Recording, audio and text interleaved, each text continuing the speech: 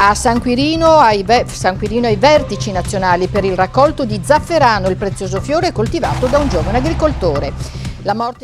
Lo chiamano l'oro rosso poiché il suo valore è praticamente pari a quello del prezioso metallo. Parliamo dello zafferano che negli ultimi anni ha conosciuto un vero e proprio boom nel Pordenonese. Anche a San Quirino, dove un giovane coltivatore si avvia a conquistare il primato nazionale. Tino Zava.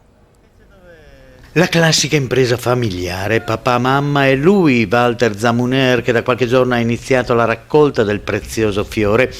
Gli danno una mano un paio di giovani della rete d'impresa che conta ormai una dozzina di coltivatori. Raccolta che si protrarrà per tutto il mese e che, tempo permettendo, consentirà di toccare il traguardo dei 3 kg di zafferano, primato nell'Italia del Nord e secondo solo a un'azienda abruzzese che di chili al momento ne fa 4.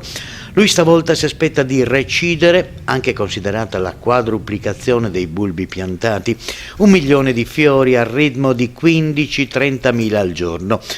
Niente male per un'idea concepita solo 6 anni fa, primo coltivatore di zafferano in regione e premio innovazione nel 2014 con la bandiera verde agricoltura.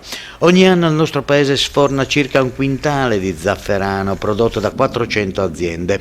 Walter da parte sua guarda avanti alla possibilità di acquisire nuovi terreni dove mettere a dimora i preziosi bulbi. Si allarga anche la rete di imprenditori interessati ad avviare questa remunerativa coltivazione e ad affiliarsi a lui, che dopo la raccolta deve ovviamente occuparsi della trasformazione. In laboratorio si procede con la sfioratura, si estraggono i filamenti rossi, si mettono a pesare, si mettono ad essiccare, dopo 1 ora e mezza si ripesano il prodotto secco, praticamente da 20 grammi di fresco si ottengono 4 grammi di prodotto secco. Questo poi verrà confezionato e sarà pronto per Natale. Stiamo anche lavorando con un laboratorio di analisi per estrarre il DNA 100% friulano del nostro zafferano. Si è tenuto stamani, si è tenuto alla